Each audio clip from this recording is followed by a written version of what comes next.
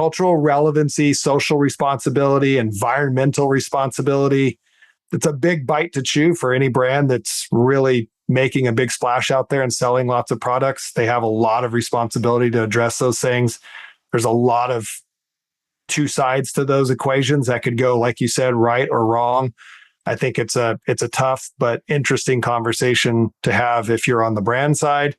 Hopefully you have a good agency partner that's helping you think through those strategies and tactics on how to present yourself to your customers.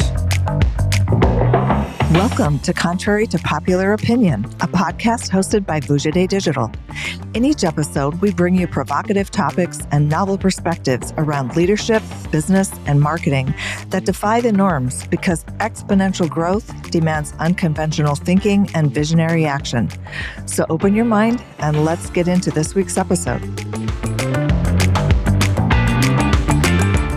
Hey everyone, Kelly McGuire from Vujade Digital. Looking forward to discussing today's topics. Hey everybody, Todd Juneau, Kelly's co-founding partner at Vujade Digital. And today we're going to talk about some things like cultural relevance of a company and a brand. And I was going to start this off today, Kelly, by thinking back and reflecting back on the idea that culturally relevant seems relevantly new to me or recently new to me in the past maybe 10 years. And it made me think when we were preparing for this today that does it even matter? And how much does it matter? And do people just sort of think about brands originally sort of in the beginning and look for that kind of stuff? And then eventually they don't care or they just, and I'm thinking of it through the lens of like, does it really matter in terms of how people consider shopping and buying products from companies and brands? And so a couple of the examples we could talk about, but we'll kick off with what does it mean for brands to be culturally relevant? And what I was thinking about was, okay, well, I love the brand Patagonia. Why do I love the brand Patagonia? Culturally, they serve the values that I align with. So I buy products from them. I also buy products from them because they make really good products. And if I buy one jacket from them, I probably don't ever need to buy another one, which is good for the environment. So I like things like that. But it does make me wonder, do most consumers think and shop that way? Or are we just focused on the 1% that actually think about that? And largely globally, people don't really care about that stuff. And it makes me really wonder. And then I thought about, well, when Budweiser did what they did, they lost their number one position in their category, which is now owned by Modelo. So it must have had some sort of sales impact. And maybe that's because that's a mainstream brand. But I think what I want to start off with is, in your opinion, as we work with brands and companies and we have to sort of contend with this, what do you think it means for a brand to be culturally relevant? And if you have an example of one that you think is or isn't, maybe you can cite that. Yeah, I mean, I think like a lot of the things that we talked about, and I use this term a lot, I think there's a spectrum to it. And I think there's a difference of impact that it can have. There's everything from the deep-seated cultural values and pillars and, the Patagonia level type things that you talked about, which is, I think that's a lot more akin to driving loyalty and long-term customer nurturing and things like that. And I think the other end of the spectrum is just a clever and creative way to break through the noise, to grab attention around something that might get someone to stop or look or believe that they may not if they were just being told about a product. And so, I look at it as that spectrum. And then the other part of that is the dangerous side of the two-sided sword there, where if you get it wrong, if you try to be clever or insert yourself in a way and it doesn't fall just right, we have an environment in the world where you don't really get away with that very well. Like you can get hit pretty hard if there's a misstep, and there's a lot of polarization around that. And so I think it becomes something that you really have to think about as a brand when you try and understand what you're trying to achieve and what the objectives are. And that's where you have to weigh out the risk and the reward that trying to be culturally relevant can bring to what you're trying to accomplish. And again, there's really understanding, are you using it for the long term? Is this something that matters to you? Are you using it as a sales tool and a sales vehicle? And does your brand make sense in the conversation that you want to have? Because it can be powerful and it can be effective in making it something that stands out, making it something that we talk a lot about when we're looking through media. We're trying to get someone to stop scrolling, to stop reading, stop watching a video, to pay attention in a very noisy and crowded space. And that's one of the reasons why this topic was interesting to me and timely, is because obviously we're going through the Olympics right now, and you see all these brands aligned with the Olympics, and we got sold as an agency all these packages around, sponsor the Olympics and streaming and all these things. And it's this combination of a vanity thing and an effectiveness thing, and trying to align it, and does it make sense for the brand and all of that. And we've had clients that have had great success tapping into sort of the cultural zeitgeist and what's being talked about in any given moment and being creative. And it also becomes interesting when you think about how you do it. Do you do it in a humorous way? Do you do it in a serious way? There's just a lot of ways, and I think it becomes a creative question, but I think it's very campaign driven. I think it's very objective driven. I think you have to be very cautious. The most interesting thing to me is I think some of what I'll call the worst examples or the worst outcome examples is so easy with hindsight to look back and be like, how did no one anticipate that outcome? How did no one see that coming?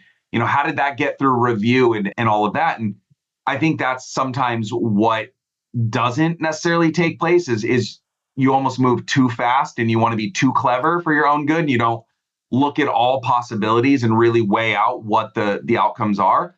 Again, I go back to the spectrum of why does a brand do it? Why is it important? And I think first and foremost, it is a way to break through. It's a way to connect with new customers. It's a way to connect with younger customers that are just getting to know you and have these choices and don't have brand loyalty. I mean, you have legacy older brands that have to find a way to refresh themselves. You have new brands that have to find a way to be relevant and knock off legacy brands that have credibility and authenticity. So there's a lot of answers and reasons why this is an important topic for brands to consider and think through. I just think there's a lot to consider in how they do it. So what that makes me think of is 10, 20 years ago, when companies were trying to get behind the whole environmental sort of cause, and you saw companies being sort of judged as greenwashers and greenwashing because they were saying they were doing all these things, and then people find out they actually aren't. And so I think about the brands that are trying to be culturally relevant. Are they guilty of sort of the same thing, right? Like, I think about, again, I'll use Patagonia as an example.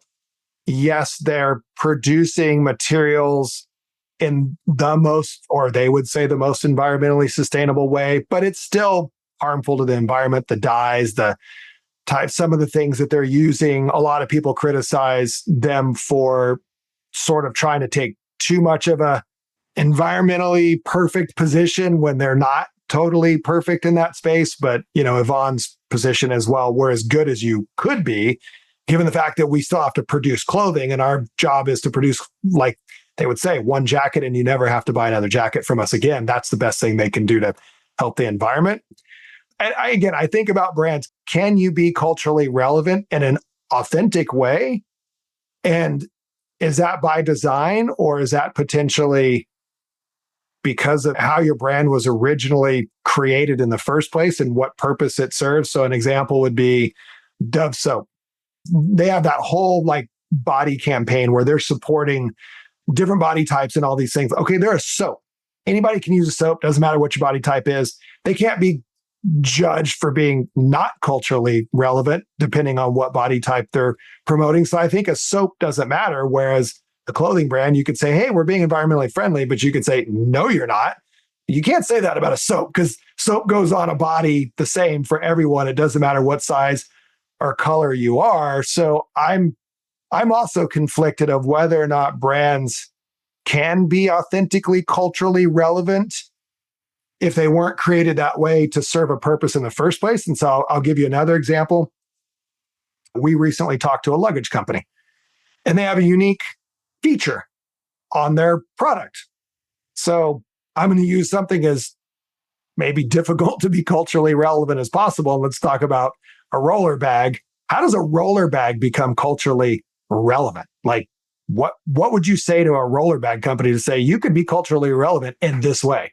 So again, that's the slippery slope of this topic, right? Is which angle are we talking about? Because they're very different sides of the same coin, where there is the genuine business principles and authenticity and philanthropic and considerate trying to achieve something, like a Patagonia type thing, or there is the sales vehicle and the idea that in order to produce reasons to believe and to get people over that hurdle of should I buy, do I believe, is this worth my investment? You're working these margins. And yes, you have to have a good product, but you also have to break through and be noisy and give people a reason to say, to overcome these hurdles in their minds of like, do I want to spend my $20 or $50 on this or this other 500 things that are trying to get my money? Or do I believe this brand's going to sell me a roller bag that is quality and that I can believe in, or am I going to get it and it's going to fall apart after 2 trips? Like, you just have to overcome these margins and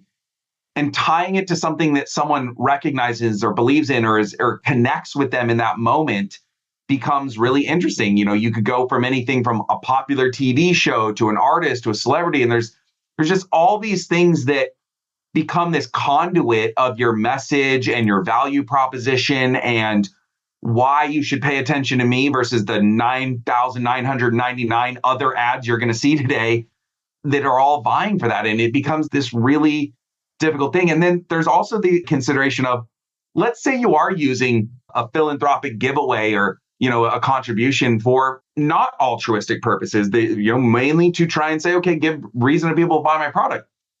You're still net positive. You're still making a contribution. You're still helping someone on it. You're still using that. Is that better than not doing it? And it becomes this really difficult conversation to have. But what I pull it back to is the objectives and the outcomes. And business is still business, right? So unless you're actually working for a 501c3, a charity, whether you truly genuinely believe in it or whether you're using it for a sales vehicle, you're still trying to leverage that in a way to move your business forward, to generate authenticity, to create sales, to create loyalty, to create advocacy. You still want an outcome out of that. And I think that's where my head comes back when you talk about cultural relevance is, how am I using that for the net positive of the business in some way? How is it going to help me produce sales that I wouldn't otherwise? How is it going to help me get people talking about my brand in a way they wouldn't? How can I use that to create a viral effect in a social media conversation and get more mentions? But again, you're also opening yourself up to being in the wild, and social media, we all know, can be a very fraught place to be. And if you enter into a conversation that you're not ready for, there are different points of views and different standards that you may get blindsided by, and you may get a counterpoint. You could have a great celebrity that you think is squeaky clean, and there's a group of people that don't like that person and don't like that you pay them and work with them. And you are now opening yourself up to that in a whole side of things. So again, I get it, and I understand why cultural relevance is a tool and a vehicle and something that's part of the business environment. But that's why I like this conversation, is trying to think about, what does it mean? How should it be truly used? What are the risks? And what does it mean in a business environment, and how important is it? And that's where a lot of this kind of gets my head going. And again, I like this conversation because this isn't something that I just have a natural opinion on. This is a discussion that, we talked about. Can we think through this? Can we talk this through as we go? And, it is bringing up all these kind of thoughts and considerations. And there's so many different tentacles to this conversation that it can go in that way. So the comment you just made about charities, I think about that. I think about charities, environmental. I think about the cause marketing. Is that what we want to label this? Cause marketing that brands get involved in. And again, I question how many consumers actually believe in the authenticity of that, and does it really make a difference on whether or not I'm going to buy that product over another product? Like, can you count on one hand or both hands how many times you've compared one product over a similar product that maybe are similar price points, similar features and benefits, and you chose one over the other because you knew that 5% of your purchase was going to go to a charity that you know nothing about, or maybe a charity that you care about? Again, I know brands do this. Not to interrupt you, because I think it's important the way you said it. I do not believe that what you just described will make you buy something over not buying it. But that's why they do it. That's why I don't think it is. So this is why I love what you said. What I think it gives you the chance to do is, does it buy you 2 more seconds of their attention? Does it buy you 5% more people that stop scrolling on that ad that would have just blown past it? Does it get you 0.1% more conversion rate on people that just were on the fence, and this was just enough to tip them over versus if it wasn't there, they might have fallen the other way. So again, these are the fine margins of business that I think these things help you guide. There's no part of me that thinks the vast majority of it, I wasn't going to buy that, but because they had a charity giveaway, I did buy it. But it might have been I was 95% thinking about buying it, but I wasn't quite there and it got me over. Or, I would have never noticed that, but I saw, that there's a giveaway and it made me look at it for 3 extra seconds. And that let me get the value proposition message that I would have blown right by. So I think it becomes interesting because these are the very fine margins. And this brings it into the bigger conversation that we talk about, which is how do you go beyond just selling a product? How do you figure out ways to convince people to buy and to believe and to do things beyond just, I have a great roller bag, I have a great XYZ, fill in the blank.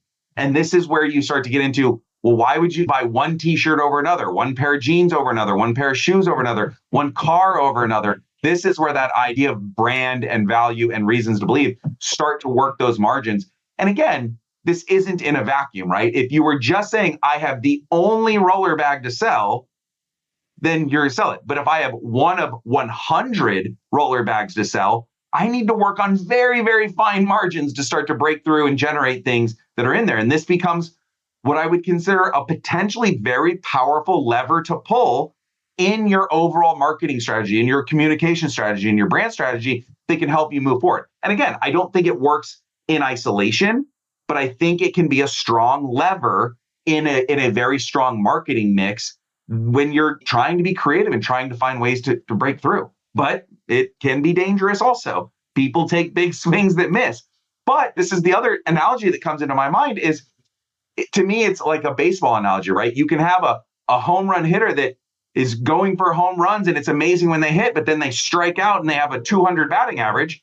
Or you can have a 400 batting average that's getting singles and on base and is very valuable to the team, but it's not as fun as and exciting as that home run hitter. And there's this balance between the values that those bring to the makeup of an overall team. So I'm not sure I get what you said, because what you said was having some sort of, in this case, a charitable sort of play in a brand's product offering might get 2 or 3 seconds more of someone's time and attention, and that might be enough to get them over the finish line to buy the product. And what I said prior to that was, I would argue a lot of brands maybe just do those kinds of things simply as a sales tactic. And it's not really aligned with their values. I guess that's what I was trying to get at is, could a luggage brand, for example, have some sort of values in their company that gives them permission or the capability of even having cultural relevance to something? And I don't know what that is, but I think about, how do brands really create an authentic cultural relevance when I don't really know that many brands have an angle that they can have a true authentic cultural relevancy. And so maybe that goes a little bit further to the fact of what you said, which was consumers or people want that. And that's a double-edged sword. It's a slippery slope. For example, if you're of one sort of social belief system and I'm of another social belief system, and let's say we're both really far apart on that spectrum, we're radically different than each other, and I say, well, I want my brand to align with my social responsibility values, and you say, well, no, I want them to align with my social responsibility and values, and that brand picks a side, well, guess what? Now one of us is never going to buy their product.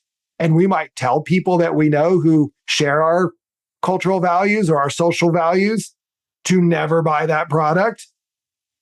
So I just even question, again, sort of very holistically at a macro level, can brands even safely take an authentic, culturally relevant position, or should they just stay away from that and say, like the old advertising days of David Ogilvy, we make a product, here's all of its features, here's all of its benefits, here's the problem it solves for you. You either want to buy this product for that to solve that problem, or you don't, and that's that.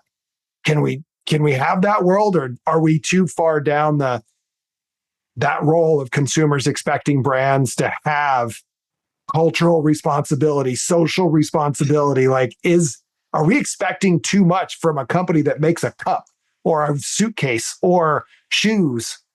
I think you want to be careful as a brand. I don't think you want to go too extreme unless at the core of your business values, you are in fact willing to accept that alienation and that sacrifice. And you believe that by aligning yourself with a particular place, it is best for your business. But what you're bringing up, I think, is very long term versus short term considerations. Short term, very much so. Do you want that pop? Do you want that campaign? Do you want that? Like, we've run a lot of very culturally relevant things for like the Olympics or the Super Bowl or Oprah's favorite things or these other things, and you want to lean into it and you want to use that storytelling and you want to make that connection. Again, that I would say is kind of safely in the middle where you're capitalizing on things that aren't polarizing. I mean, you don't necessarily want to get into politics and religion and other things that can be really dangerous on those sides of things. So I think you have to make that consideration of alienation and who you're going to connect with and how you can kind of thread that needle a little bit. But I think for the most part, we're talking about staying more in the middle of sides of things where you're not going so far as to alienate a group of people, but you're more tapping into something that maybe doesn't matter to everyone, but it matters to a certain group of people. And this is where I think the marketing component really comes into play, because I think it's on the marketing and the media engine to say, if we decide to create a campaign and a message and a story and an angle, how do we make sure that we're delivering that responsibly to the people who it is relevant to, right? When do we know when to put that onto certain media types, to target certain groups, to place it in environments that are going to reach people that it is meant for and not necessarily to the others, versus just broadly throwing it out there? I weighed less away from, the long-term value proposition. I think that's less about sales and that's more about customer nurturing and again, advocacy and getting people to talk about the greatness of a brand and repeat purchases and things like that. More of the moment cultural relevance, I think, is sales pops, campaigns, what draws attention and gets through. I think those are very, very different things, but they're different pieces of that same conversation.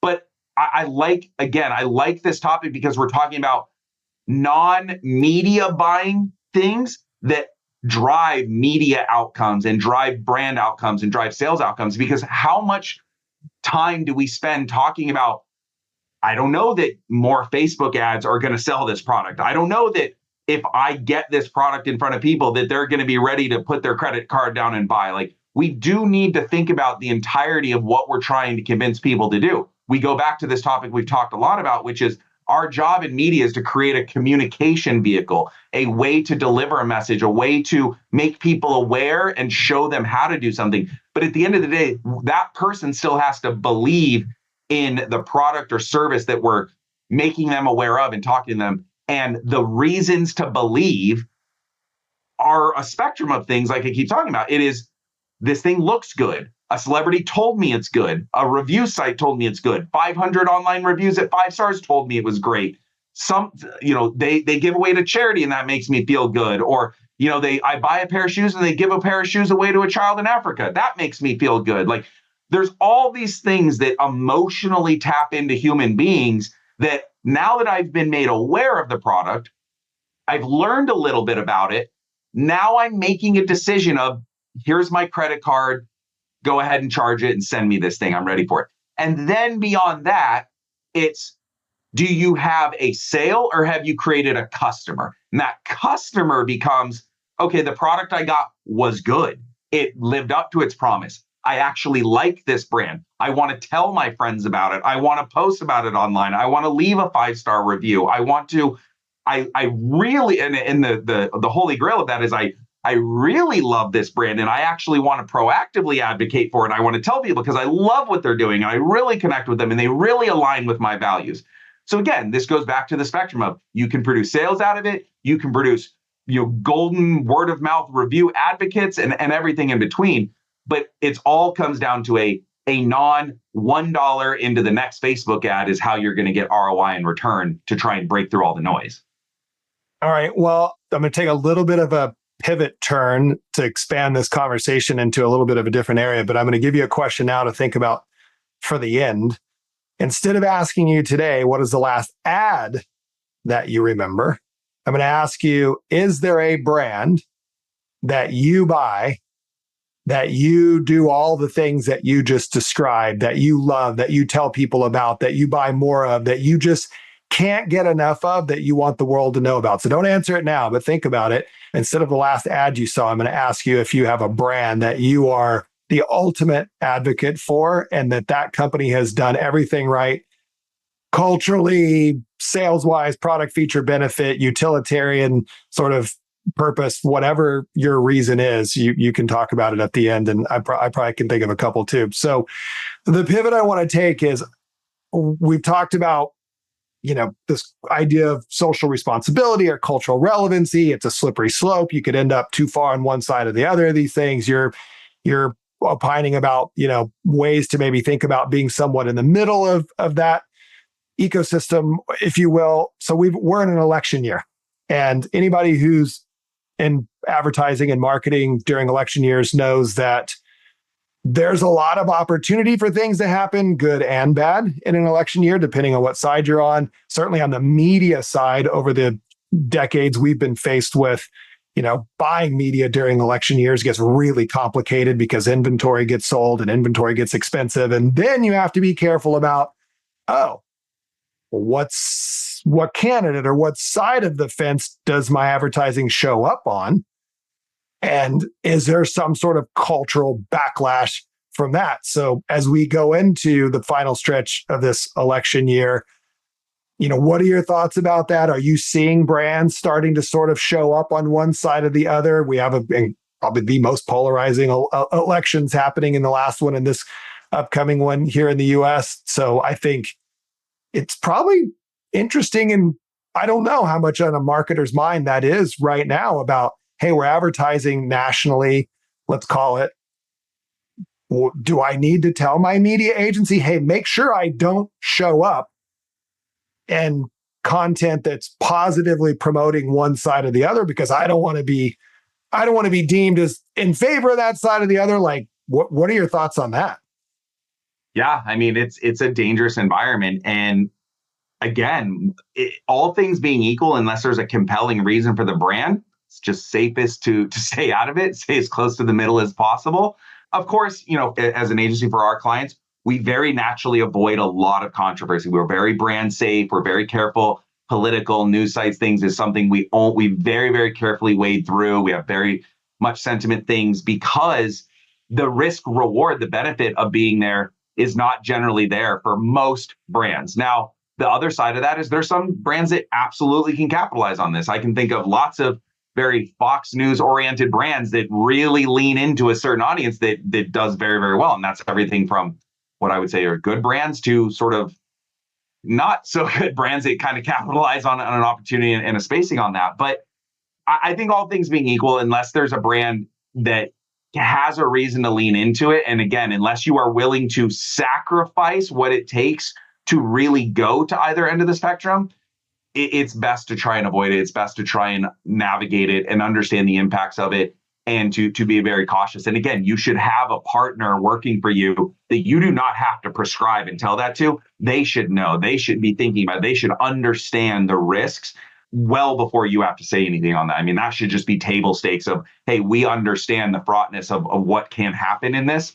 I remember years ago, I worked at a big agency, and it wasn't my direct client, but I worked on it. They had an airline client, and it was very much like, if there was any bad news about, a plane crash or any kind of, bad things in there, like, it was all media off, all hands on deck. It was this crazy reaction to it. And, you had to understand and know that was something in there. And it became kind of second nature of, as soon as you got wind of those things, it was in there. I mean, we have some clients that have navigated certain legal things or negative press. And again, we don't wait for the client to be like, hey, look at this thing's in there. Like, we have monitoring, we're bought into these brands. We're trying to, and a lot of times we'll tell them like, hey, we're seeing progress here. We're seeing this out in the news. Here's some actions we've taken.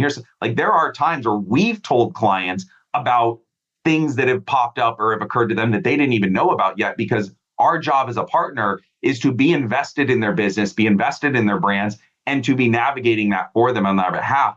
again, not just like, oh, you told me to stop buying against political sites. Sure, no problem. It should be, no, like there's a lot of danger for your brand. We're telling you we're not buying here and here's why not. And if you don't agree with it, we can go in there. Those are conversations that should be part and parcel of that. They should, but if a client doesn't communicate their values in any one way or the other, how would you know? Like I could tell you right now, well, this was my opinion based on our particular client roster. I don't know that we have any clients that would tell us to lean one way or the other. I don't know that any of them put their brands. I think they're all very centric. They're centrist. They're in the middle. We don't have a, we don't, I can tell you right now, one of our very biggest clients has a lot of political nature in there because it's in the particular healthcare space with a lot of policies in certain states and certain areas and certain things that we have to be hyper aware of. True, but we're not throttling their advertising in one way or the other to appear or not appear relative to social responsibility or cultural responsibility type content. So, I mean, yes, but it's not so much for them to say, hey, we want to or don't want to appear next to certain types of content. We've never heard that. No, but we'll make recommendations. We will make certain decisions on certain, I mean, just by natural brand safety things. Again, it's having those conversations, but yeah, it's all part of that stuff. All right. Did you think of a brand where you are the ultimate advocate for, and they should sign you up and put a billboard on your car? Yes and no. So I don't know if this is going to be exactly what you're asking, but I'll tell you the example that came to mind. This is something you and I argued tooth and nail into. I am an Android person. I dislike Apple. And so it's the opposite, right? So to me, Apple is a bit of a cult of things on people. And I fundamentally disagree with the business direction that Apple takes. Because to me, Apple makes non-consumer friendly decisions that are in the best interest of them as the business. They make proprietary dongles and connectors and things that they don't let you expand the memory. They don't let you do things with devices. They make things that are in their best interest for consumers to have to spend more money with them. Whereas Android is expandable, universal things. And again, this is why I very much, and now there are a few Apple things. It's not, the products themselves are great, but I fundamentally do not like the business operation decisions that they do because I do not think that they are consumer friendly in an open way. It's consumer friendly in what they build. They build great products, but they build in a way that says, you spend all your money with me, everything you want to do, everything is central to me. And I hate that and the way that they approach it, and it rubs me the wrong way. And I am an Android user a lot of times because of it. I also have other reasons for it, but that's the biggest thing that struck to me is the opposite of, I am one of few people, and I'm very alienated amongst the groups of people that I just do not like Apple, and that is something that I really don't like about them. Well, I'm glad to hear you finally conceded that you're in the minority, since we've debated this for years and years and years, and you seem to think that there is more fanfare for Android than there is Apple. Statistically, there absolutely is. This is very regionally and all of that, but yes, in my bubbles and world, I am in the minority. Trust me, I know that. Safe to say that Apple will probably never be a client of ours based on this podcast if they ever hear it, but maybe Samsung would want to work with us again based on your love for their devices and the Android operating system. I'll share one with you that I've been a huge fan of, and I have told at least a dozen people, and all of those people, I think, but one, my mom, has tried the product and absolutely fell in love with it. And it's a mushroom-based coffee drink called Mud Water. And I just like it. It's good for you. I like the taste. And so when you do find a product that you really, really like and you think it adds value to your life, I think we're all sort of in that same camp of telling people about it and becoming evangelists. So I guess that's what a brand's job is, to win us over and make us love their product so much so that we tell 10 people and they tell 10 people and so on and so forth. I won't be telling anybody to buy an Android product, and you probably won't be telling anybody to buy an Apple product, but that's okay. We can get past that one. Thanks for the conversation. Boy, this is a tough one. Brands, cultural relevancy, social responsibility, environmental responsibility. It's a big bite to chew for any brand that's really making a big splash out there and selling lots of products. They have a lot of responsibility to address those things. There's a lot of two sides to those equations that could go, like you said, right or wrong. I think it's a tough but interesting conversation to have if you're on the brand side. Hopefully you have a good agency partner that's helping you think through those strategies and tactics on how to present yourself to your customers. Good conversation. Thanks very much. Adios. Thanks for listening to Contrary to Popular Opinion, where we challenge you to think independently, push the limits, and take uncommon action so you can achieve game-changing results in your business and your life. To stay up to date with our latest episodes, be sure to click the follow or subscribe button now. Thanks again for listening. See you next time.